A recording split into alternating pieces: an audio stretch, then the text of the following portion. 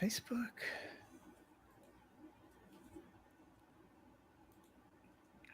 To connecting. Yes, we're connected to Facebook and we're live on YouTube. And I'm going to hit go live on Facebook.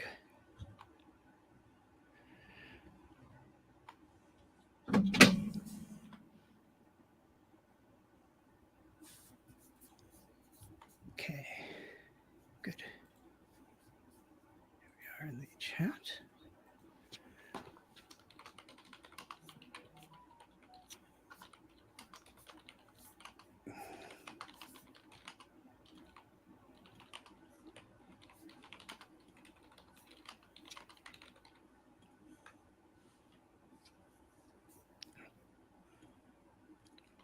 Okay, put a little thing in the chat. We're just asking everyone if you would please share where you're coming in from, if you'd like to. Put that in the chat and we'll give you a shout out. Even if it's on replay, we'll come back and say hi in the comments later. Yes, just mention that you're doing a replay. Mary's here? Yeah, Minute with Mary. Mary's here. All right. Hello, Mary Bingham. Thank you for being here. I'm in Colorado. I'm in Arizona.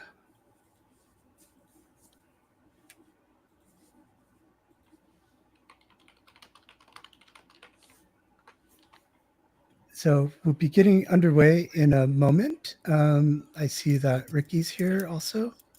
So hello. Your mom says hi too.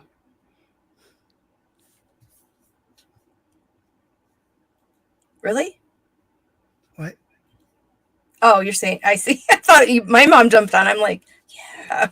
No, I said that I was talking to Ricky. Yeah. Sorry about that. Hi, buddy. Hello. We've got one viewer on YouTube. Oh, hey, YouTube. So hello, YouTube. Hello, Facebook. We're going to talk today about a very special occasion. It is World Day Against Witch Hunts, and that is talking about modern violence committed against people accused of committing witchcraft. And that's what we'll be talking about shortly. Just wait for another minute or two, I think. Yeah. We host the podcast, Witch Hunt. We just have published 99 full episodes, and our 100th is in a few days. All right, coming out this Wednesday, episode 100, we'll be looking back at everything we've learned in nearly 2 years of doing the podcast about both historic witch trials and the modern witchcraft accusation-related violence crisis. So we will be talking about that. And we're just so glad that you're all able to join us today. And hope that you can come back on Wednesday and tune in, or any day after that. The podcast is always available. It is, and we would love for you to watch it on YouTube right now to help build our watch hours. Our subscriber numbers are growing, and so are our watch hours, but we want more. Thank you, Sarah. Mm-hmm. Yes. And we also represent an organization along with Mary, who's in the chat, called End Witch Hunts, that works to raise awareness about the ongoing crisis around the world of witchcraft accusation-related violence, which the UN knows as harmful practices related to witchcraft. And related to accusations of witchcraft, that is. Yeah, accusations. And we found out all about this little by little, but in a big way about 2 years ago when we started working on an exoneration project for the historical witch trials of Connecticut. Yes, and that exoneration did go through in May 2023.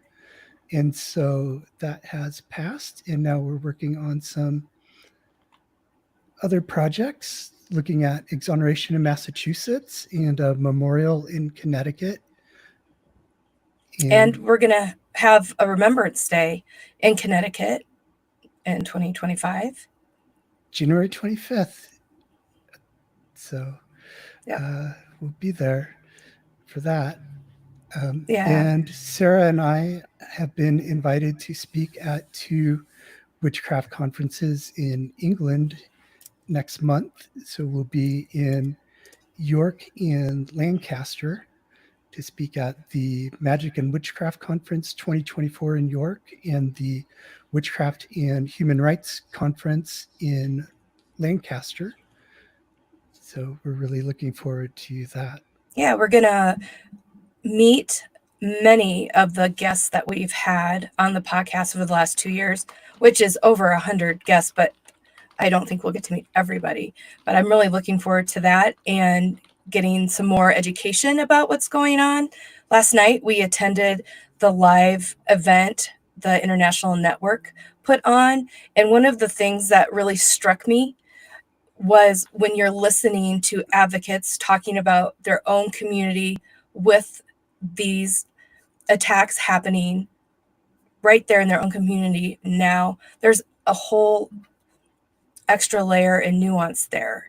It is very impactful to hear that. So I encourage you to go onto their website and watch the replay of that and learn from them. And you'll get to learn about several countries when you're on there. And that is the internationalnetwork.org. And I'm going to grab, we have a fundraiser going right now to help cover our travel costs so that we can go to these conferences and talk about the podcast, talk about our exoneration projects and witch hunts in the United States. I'm going to put that in the chat, and we would appreciate any support you're able to give. There it goes. Yes, thank you. Yeah, that particular fundraiser is through today.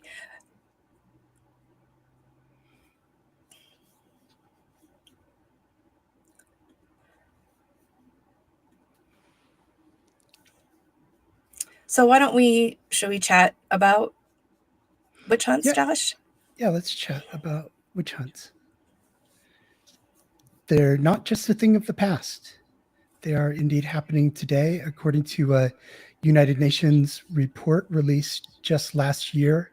In a 20-year span that was studied, or a 10-year span that was studied, there were at least 20,000 recorded cases, and that was based off media reports, as official reporting is lacking in this area. So that could be well underestimated. We do know that there are tens of thousands of children living on the streets in many countries because their parents have accused them of witchcraft and thrown them out.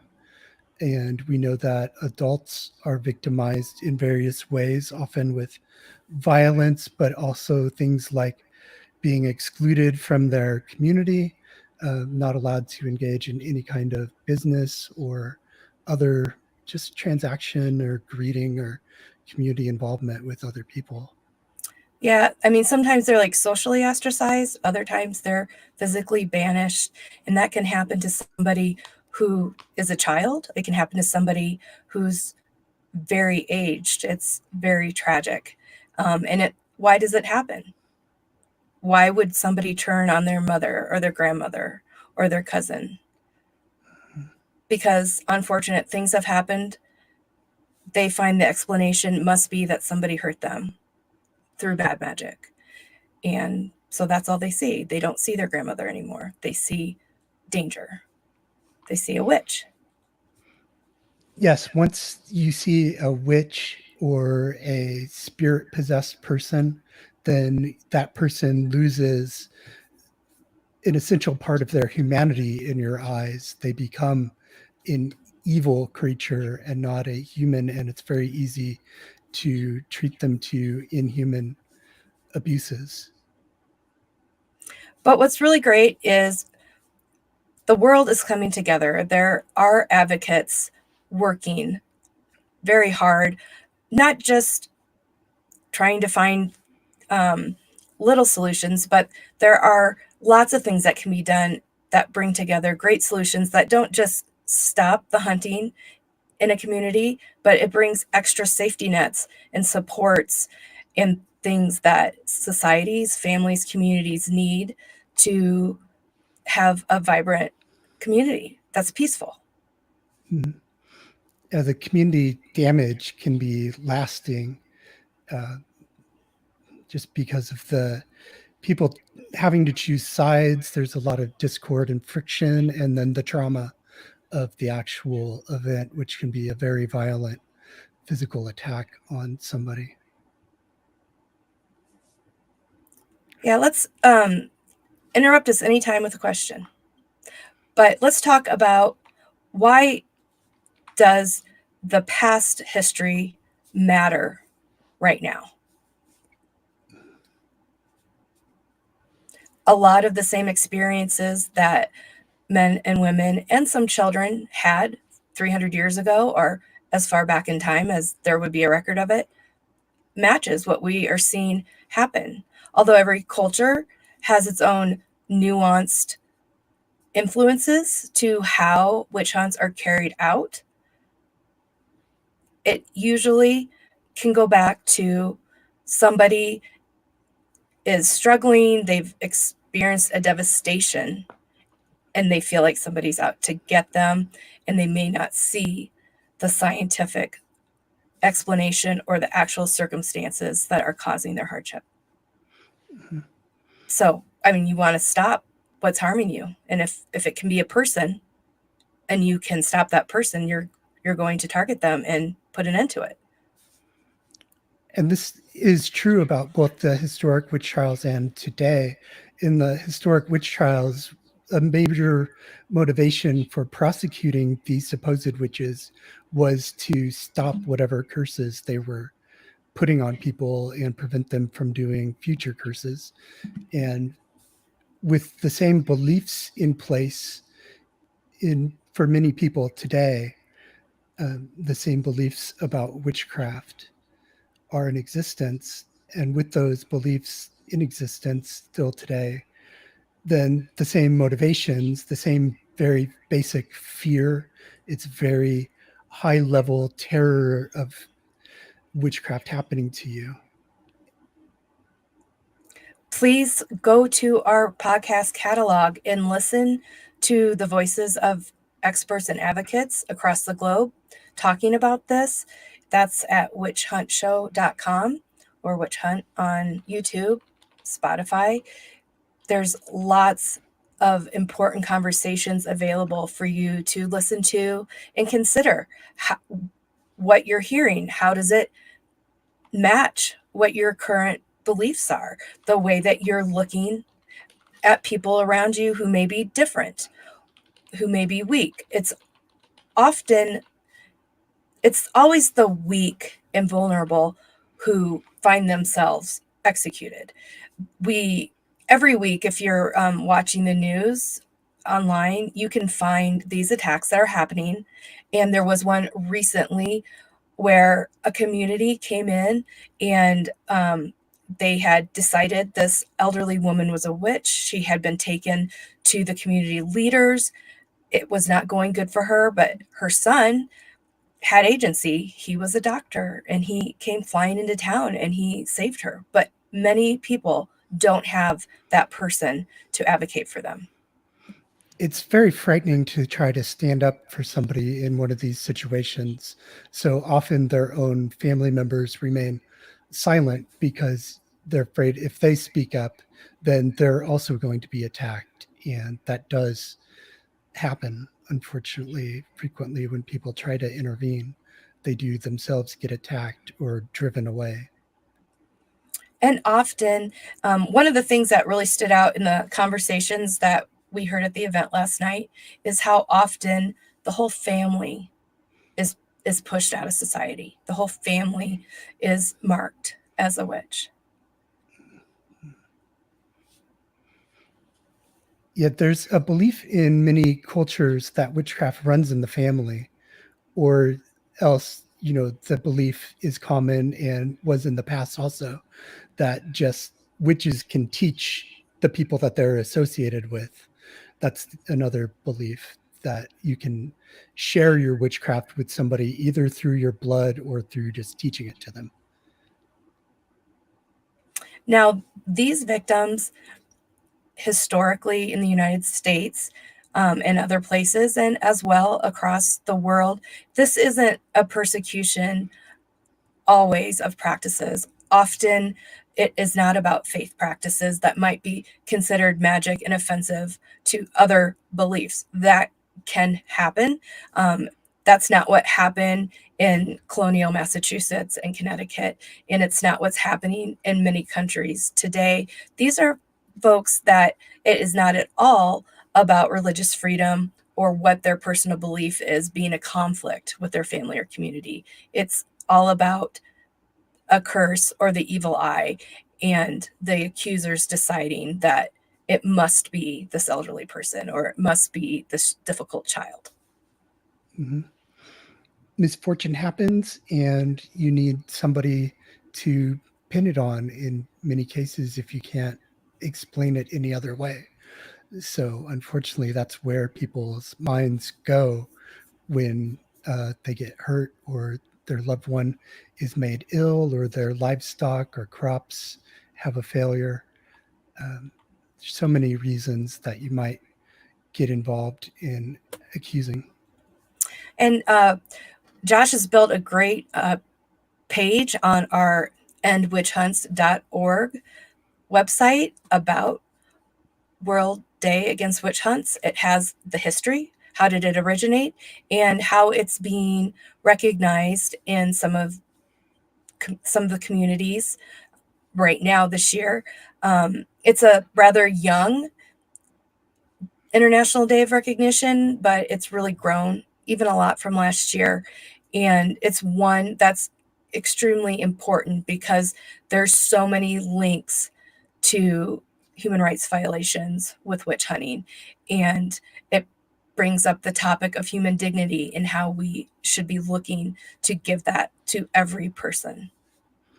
Yes. Missio, an organization called Missio, which is also known as the Pontifical Mission Societies, started World Day Against Witch Hunts on August 10th in 2020. So it's 4 years old now and growing, building steam. A lot more organizations are involved with it this year. There are more events happening both locally and online. As Sarah mentioned, we were on an event early this morning or late last night, depending how you look at it.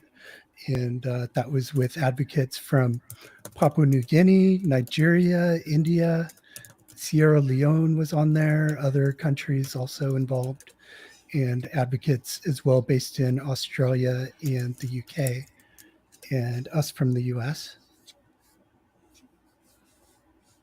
If you're catching this on replay, thank you for listening. I hope that this has sparked your interest. When you first start looking at what's available for learning, there's lots of literature, lots of books and articles, and that's a great place to start. You should put your nose in it. Even if it's an academic book and you're not an academic, glean what you can from it. But now there are lots of voices captured on our podcast, but not just our podcast. There has been lots of great media coverage, especially over the last 2 years, capturing the voices of many important experts. And if you're media and you've caught this or you've come across any of these websites, reach out to these people and talk to them because they have important information. They can make the information so accessible for anybody to understand. And one of the things about understanding ending witch hunts is you can't talk that into a community or you can't talk that into a person. It's something that has to dawn on them. They have to use critical thinking to think about, why is this happening? And if there is some sort of witch hunting happening around them or some sort of othering happening in their organization or their family, to stop and think, why are we doing this? And I just put a link in the chat to another video. It's called Why Witch Hunts Are Not Just a Dark Chapter from the Past. It's a well done production from Deutsche Welle, in English about witch hunts happening in the world now.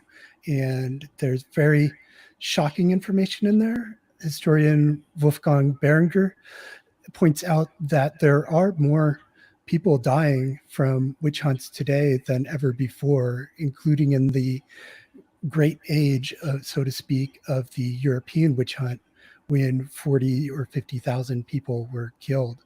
Now there's thousands potentially every year. And there wasn't like a gap. There is a point at which in the Western part of the world, formal trials changed, but hunting, family, and community has never stopped. It's continued through every decade from that point. Mhm. I also want to, go ahead, Josh. Oh, I just wanted to mention that this year's theme of World Day Against Witch Hunts, in case we haven't mentioned it already, is exposing the witch finders. We are talking about the people who aid, abet, and facilitate witch hunts by either identifying witches or by suggesting that witchcraft is at play and sort of suggesting that people look into who is a witch in their community.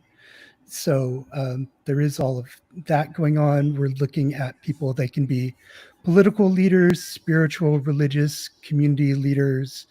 They can be spiritual entrepreneurs, which are people who exploit faith and belief to make a profit and charge money to do these investigations and identifications of witches.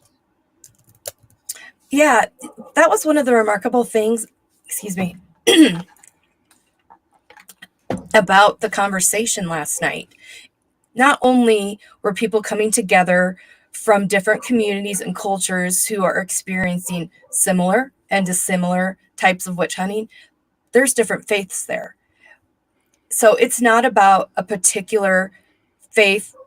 Now, there are some tendencies and some philosophies and belief systems where a faith leader is going to encourage their members to hunt for witches, but it's not always that way. A lot of times it is unsanctioned by the faith organization, but it isn't always. So it was really incredible to hear people who are on complete opposite corners of faith beliefs talking about this in a very collaborative way. And it just brings so much hope that the more of us who come together across our divides to talk about humanity in this way and what we're doing, that's what's going to make the difference. And it can happen because we're seeing it happen. It's on a big scale, this cooperation, but it needs to expand and be even bigger. There are these local organizations, grassroots advocacy organizations in various nations around the world. Any nation where this is happening, there are grassroots level individuals working directly in communities to dispel myths, to protect the vulnerable, to teach about what the law says about witchcraft accusations, which are illegal in many countries, though that how that's enforced varies widely. Sorry, I'm going to type something in the message real quick. Okay. I'm going to put some links in. One is we have a page of many of the organizations on our endwitchhunts.org website. So I'm going to put that now in the chat so you can go and look at who these other organizations are, who are these voices. And then the other thing I want to talk about is at these conferences, a very special photo exhibit is launching. It's a collection of photography that tells the story of witch hunts and is to give us, those humans, right? In picture form for us to contemplate. Maybe it's a picture of a victim. Maybe it's a picture of a memorial. Maybe it's a picture of an advocate. It's going to be very powerful. It's going to be launched at the Lancaster University next month, but it is going to travel the world. So, and it will be digitally available if it's not now. So definitely take a look at that. And we have some photos in there from Joshua Hutchinson, who submitted some excellent photos from our trip last May to New England, where we went on a speaking tour with Leo Igwe of Advocacy for Alleged Witches, and 3 of his photos are part of the exhibit, and they're great.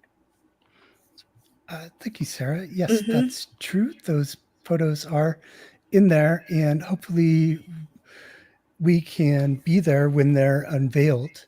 As Sarah mentioned before, we are seeking contributions to be able to go and be part of that conference and the conversation. We've been invited to speak on a couple things there at Lancaster, and also to speak at a conference in York, the Magic and Witchcraft Conference, where we'll also be talking about how do you end witch hunts.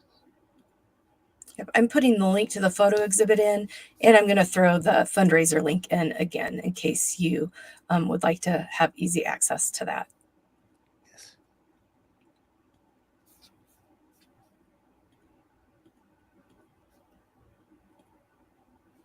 You can find us on most platforms. We're very active on several. Connect with us on LinkedIn. Follow us and chat with us on Facebook. Retweet with us on Twitter. Comment on photos on Instagram. We're out there talking about what is going on historically, according to the calendar, or what is going on, in the world related to witch hunts currently. What's some of the historical stuff that people can find, Josh?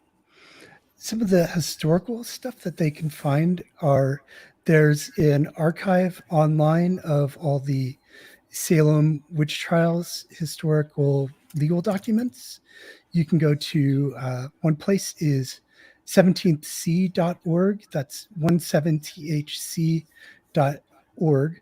That is a 17th century page that has a lot of information about the Salem witch trials. You can also go to salem.lib.virginia.edu, and that has the repository of all the transcriptions of those documents, as well as images. And if you go to the Peabody Essex Museum in Salem, there is an exhibit about the Salem witch trials. They also have high resolution images of all the legal documents available through their website if you want to go and look for those.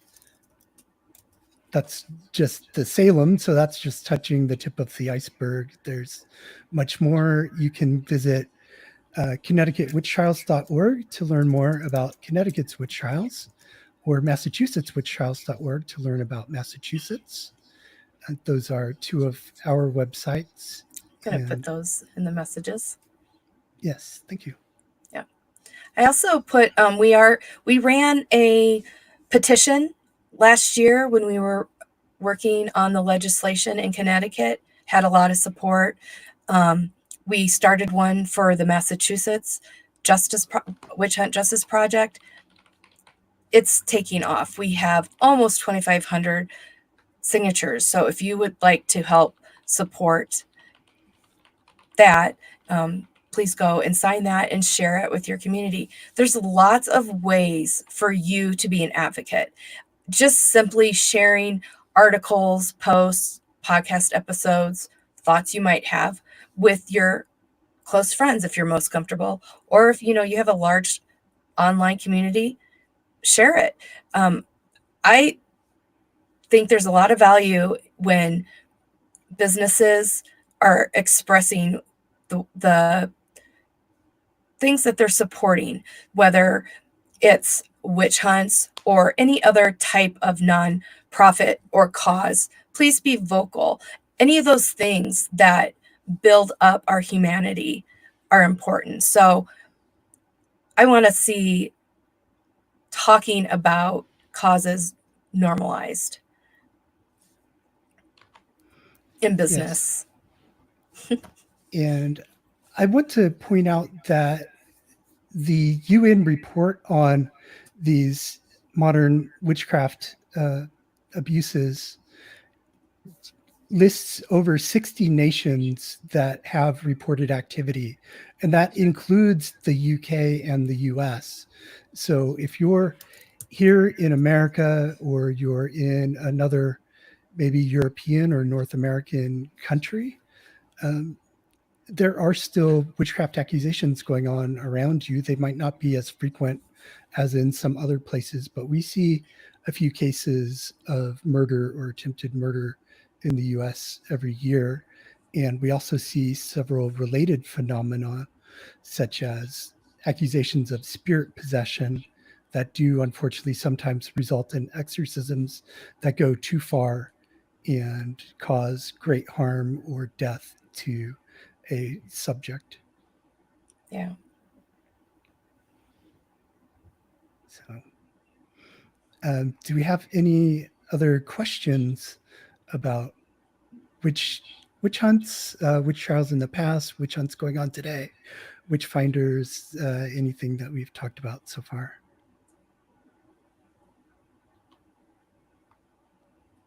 I feel like we've really covered a lot, Josh. Is there anything else we want to make sure to add to this? I think we've, like you said, we've covered a lot of ground today and given a lot of the general information about witch trials and pointed people in the direction of additional information. So I think we've done good there. Yeah. Let's have a moment of silence to remember those who have died at the hands of witch hunts. Is this a good time for that? Okay.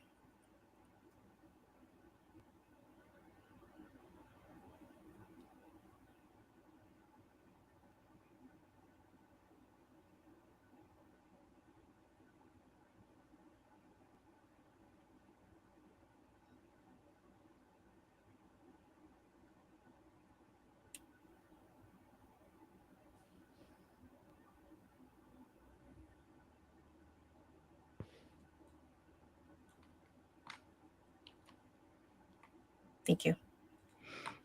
Thank you for recognizing that moment with us. Unfortunately, there are more victims being added almost daily around the world in many nations, and there have been a great many so far. The cost in human life of this crisis is beyond words. It's beyond words, and I'm so glad you used the word cost, because it's costing countless lives. It's costing families and communities. There's huge financial costs, and it costs a lot to raise awareness for this.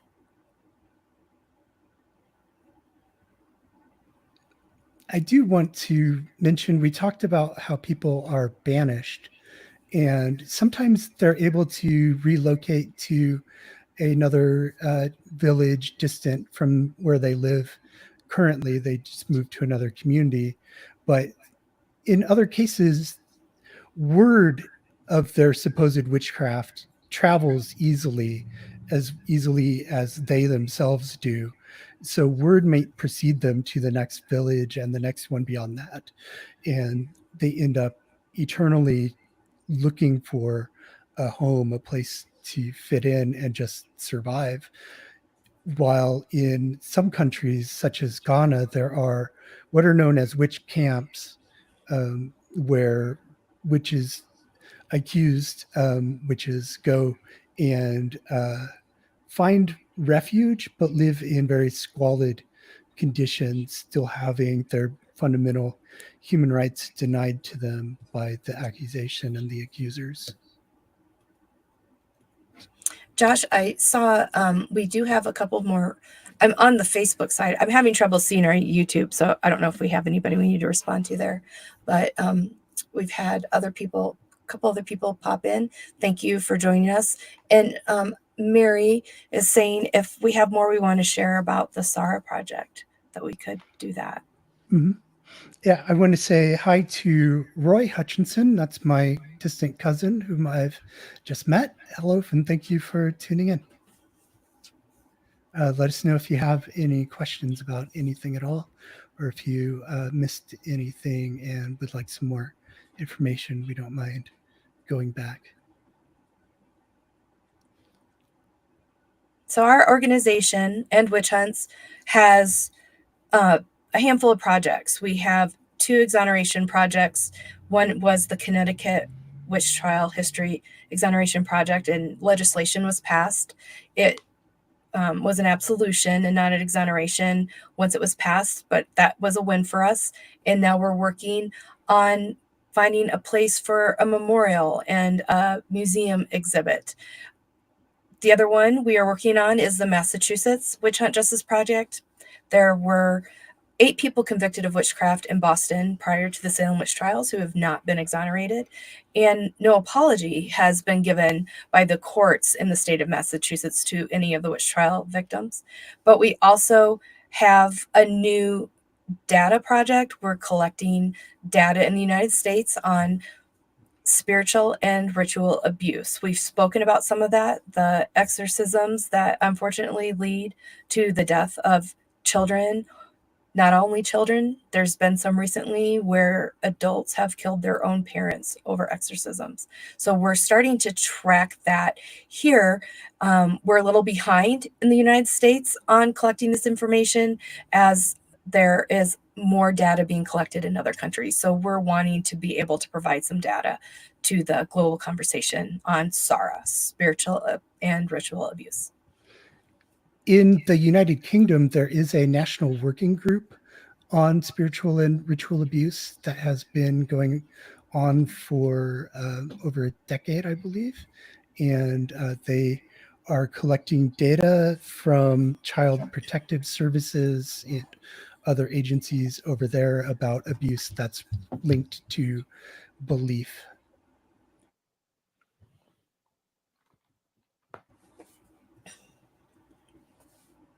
Changing subjects, one thing I want to point out is that Sarah and I got involved in, we developed our interest in witch hunts because we have ancestors who were killed as witches in Salem, elsewhere in Boston, in Connecticut. And so we have had this passion for a long time. And that's what led us to get involved in the exoneration efforts and to start the podcast. But since starting the podcast, we've learned so much about what's going on today that that's really where my heart is right now, is what's going on today.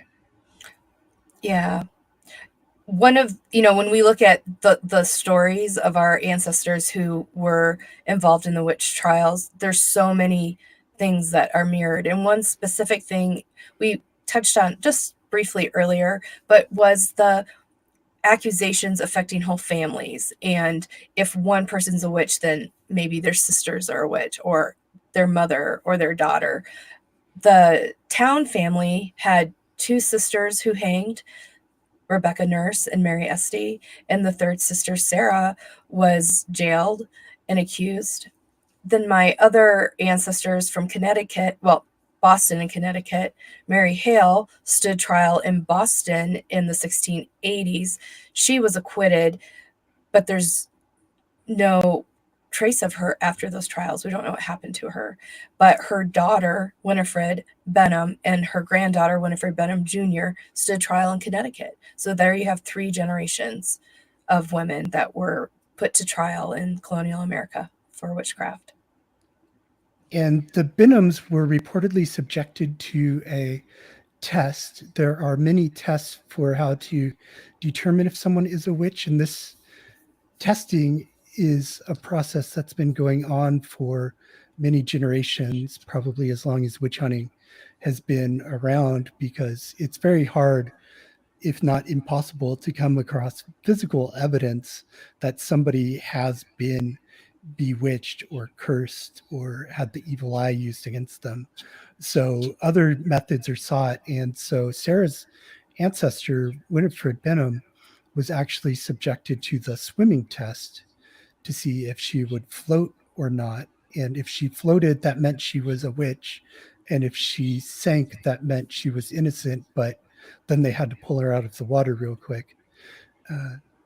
And we still see a lot of testing like this done today. There's a thing called the poison ordeal, where it's said that witches will survive poisonings. And so you poison people to determine if they are a witch. And it's very ruthless because if they aren't a witch, they just die. And, And what's there's very that high human cost. Sorry. Yeah. What's tragic, sorry, I talked over you. What's tragic about those modern poisonings is you have accused men and women stepping up. They've been coerced. I always said that word wrong, but you all know what I mean. To do the test because they believe in their own innocency because they're innocent. So they will take the poison. And many people are dying because they wanted to prove their innocence by passing these poison tests that are stacked against them. They're not going to survive it.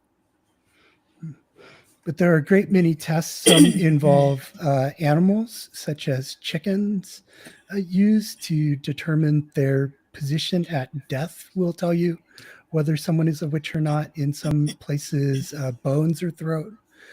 Just a variety of practices and rituals to determine guilt or identify someone. But in other cases, people can be accused because they were seen in the wrong dream, doing the wrong things in a dream. Someone can wake up and be convinced that the witch literally visited them in their dream, Freddy Krueger style, and bewitched them while they slept. One of the things we learned last night is that people are believing that witches are reaching them through their cell phones. Did you catch that during the conversation? Unknown calls are sometimes believed to be a witch, and if you answer that call, you're going to be harmed. And then somebody is identifying who that unknown person was falsely, and it's blamed. Mm-hmm. And there are a lot of misconceptions about witch hunts and witchcraft belief. Witchcraft belief is widespread around the world.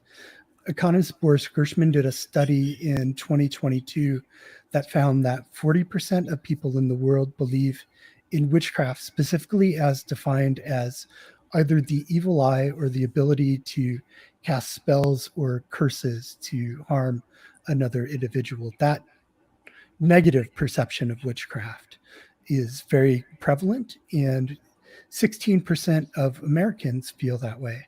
So anybody here listening from the US, watching from the US, you probably know somebody who believes in this, that this form of witchcraft can happen, and maybe they wear a talisman or some protective charm, or maybe they just watch their back. Mary points out in our messages that since we've begun tracking, we have 71 cases tracked, and there are cases in courts right now with spiritual and ritual attacks, exorcisms. There are ongoing cases, and I want to point out that those 71 cases are ones that we have found, Mary and another volunteer have found by searching newspapers and online videos to find cases, because there's no official police coding for this is a witchcraft or spirit possession case. There's no, as far as we can tell, in any state, child protective services requiring that abuses related to spiritual abuse and ritual abuse, that those get coded a special way. So they're very hard to identify and find just going through the courts. Yeah. I do want to point out that not everybody who fears evil magic is going to harm. Most people aren't. Just like with the historical witch trials, those were perfect storms. It took a lot to get people in court officially accused of witchcraft. And although it's rampant, that's because it's a populous earth. There's lots of situations that are not ending in tragedies, but there are dangerous risks and potential for witch hunts.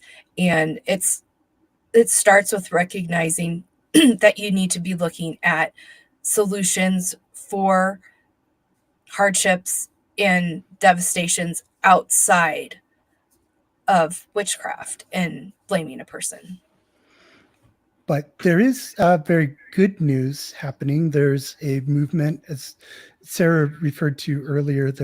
Are a lot of organizations, and we spoke about both at the grassroots level and also internationally, the International Network Against Accusations of Witchcraft and Associated Harmful Practices and the International Alliance to End Witch Hunts are two such organizations that are bringing advocates from different countries together to exchange ideas on how to treat this, knowing that every locality needs its own specific action plan.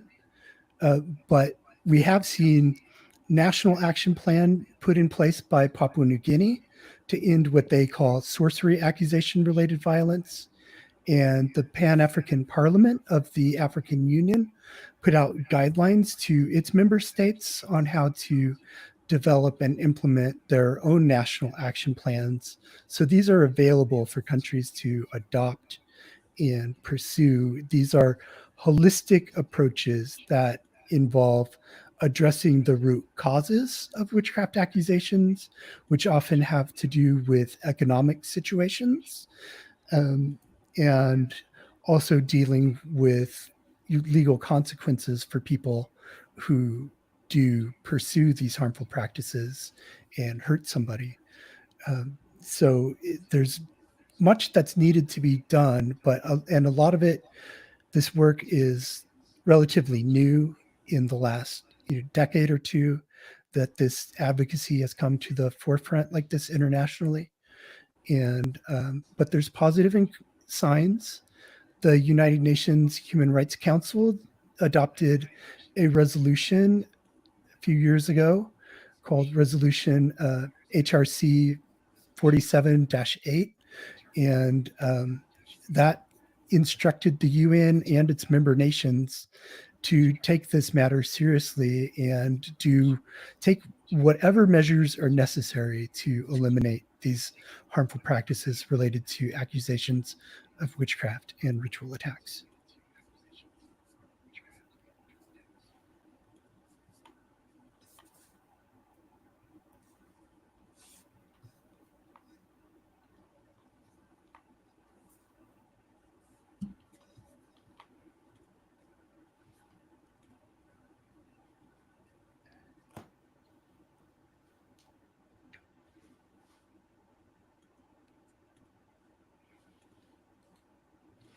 If you've just joined us, please let us know where you're coming in from.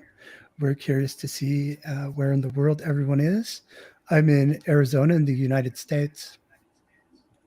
I'm in Colorado in the United States.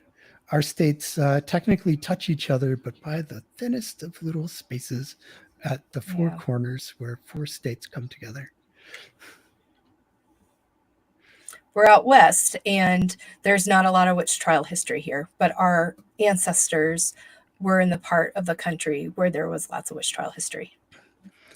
Though I do want to point out that there were witch trials in Spanish colonial America as well as British colonial America. So they did occur in New Mexico even.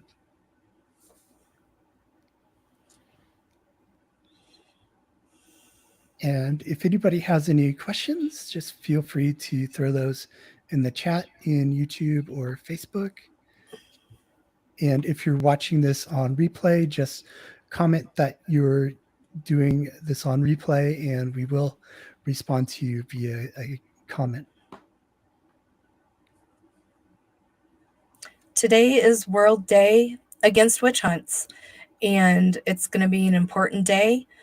It's going to come up in another 365 days, and hopefully we have more positive news next year. Yes, we'll keep doing this annually for as long as it takes to end this crisis.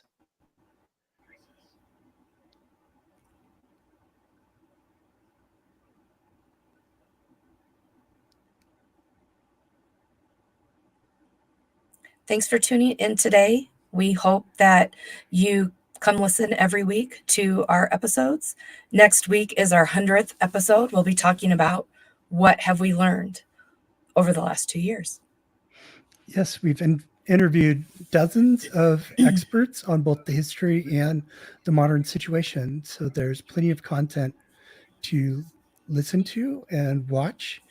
If you're interested in American witch trials, we've talked about Connecticut, New Hampshire, Maine, Massachusetts, Vermont, New York, and we'll soon be talking about Virginia and Maryland and New Mexico and trying to get to all of the witch trials that happened here. But we're also looking at witch hunts that happened in Europe in the past and everywhere that's happening in the world right now. So we do have a lot of great new content coming out the rest of the year and in the foreseeable future. We see nothing stopping us. No. And Josh, would it be handy for you to grab the link to our newsletter sign up? We have a weekly email that we send out on Wednesdays that gives some more information about the episode that you're listening to that day. It talks about current events. It lets you know what books are being published, and it gives a sneak peek of the lineup that's going to be happening. And we are really excited about our fall lineup. Our October lineup is going to be really great this year again.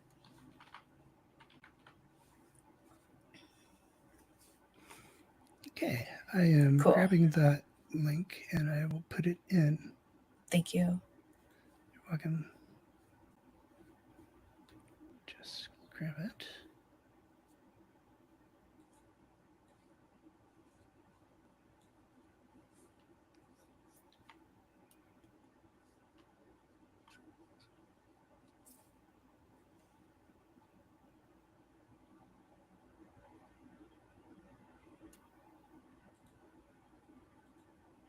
Josh, what's the number of Salem descendants that Professor Baker estimates in his book, A Storm of Witchcraft? Tens of millions, maybe 100 million descendants of the Salem witch trials alone. And we know that there were also the witch trials in Connecticut and elsewhere. So there are a lot of descendants in this nation and abroad. Yeah. So let me have that link now.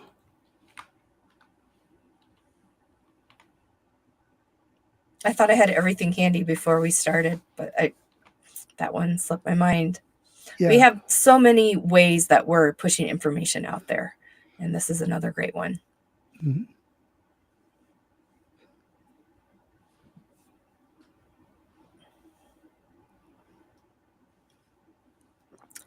There any questions out there before we wrap up our chat today?